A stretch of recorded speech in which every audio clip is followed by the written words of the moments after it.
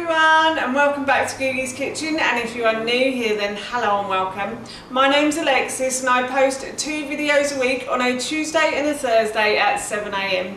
So if you love a recipe video like this one and you want to see more, then please don't forget to hit that subscribe button. And now I'm going to share with you my delicious miso white fish on a warm millet salad. As I just mentioned, today I want to share with you how to make my delicious miso fish on a warm millet salad. Now this recipe is really easy to do, and it's another one where I'm using miso paste. Miso paste is a Japanese paste that is slightly salty. It's a fermented paste, so it's really good for the gut. It is slightly salty, but on fish it tastes delicious, I have to say. So the other day I was looking for something to add to the plain fish that I was about to cook, and I saw this in the fridge and I thought I'd give it a try, and the results were amazing. So I wrote the recipe on my blog googieskitchenlife.com, and I'm going to be having it for my lunch today. So while I was making it, of course, I thought I'd share the recipe with you. So here is how to make my delicious miso fish, white fish, on a warm millet salad. Firstly, I'm going to preheat my oven to 200 degrees. While my oven is preheating, I'm going to prepare the fish. So I have a piece of cod here, but you could use basa if you wanted to, or any sort of white fish. Miso actually works really well on salmon as well, so if you wanted to try salmon with this dish, I wouldn't blame you. So what I'm going to do now is I'm just going to spread some miso paste across the top of the fish, and this just adds a really lovely extra bit of flavour to the fish, and it makes it that bit more interesting. I love fish, but I do find it can be quite bland. So I do like to add things to it to make it a bit more tasty, and this is one my family and I really enjoy as well. We had this last night for our dinner and it was delicious. As I said, I'm having this for my lunch today. So what I'm going to do now is I'm going to set this aside. Again, while my oven is preheating, I have grabbed myself a large saucepan and I'm going to put this onto a high heat, and I'm going to add some oil to the base of that pan, like so, and I'm just going to leave the pan to heat up. Now the pan has started to smoke, so I know the oil is getting warmer in the bottom.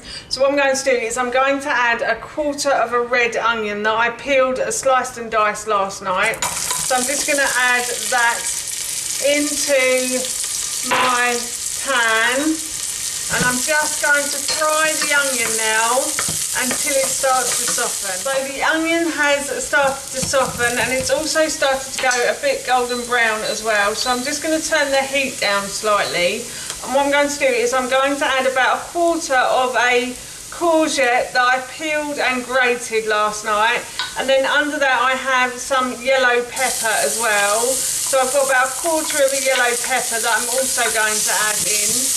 And I'm going to fry these ingredients until these start to soften. So the courgette and the pepper started to soften. So here I have about 75 grams of millet.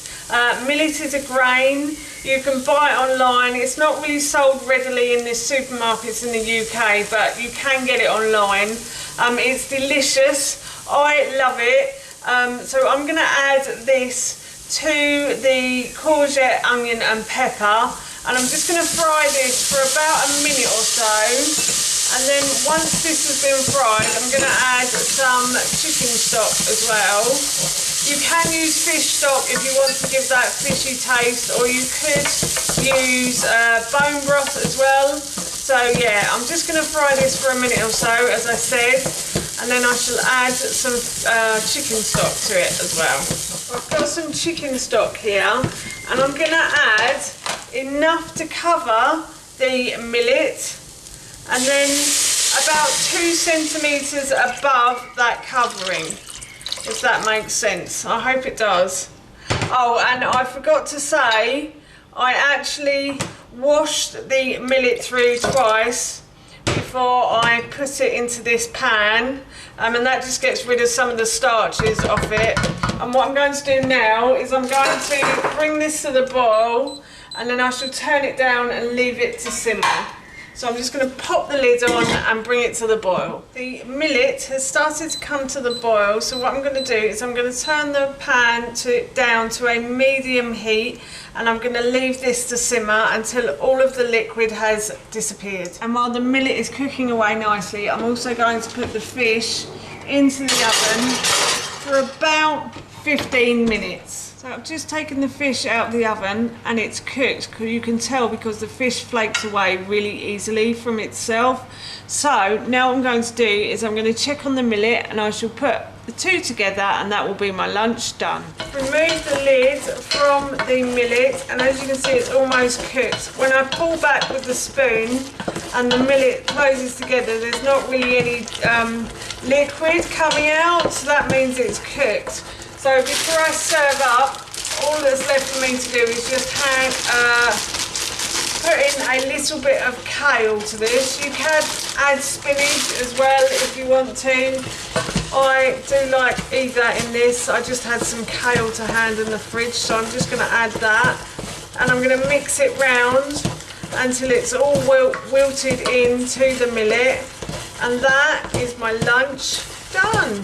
That's how you make my delicious miso whitefish on a warm millet salad, and that recipe I will link in the description box below for you.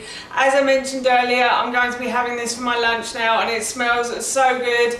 As always, I can't wait to eat it. So for now, that's it from me. Thank you so much for watching. Please feel free to give me a big thumbs up if you enjoyed this video, and please feel free to leave any comments below, and please don't forget to hit that subscribe button. See you all soon. Bye.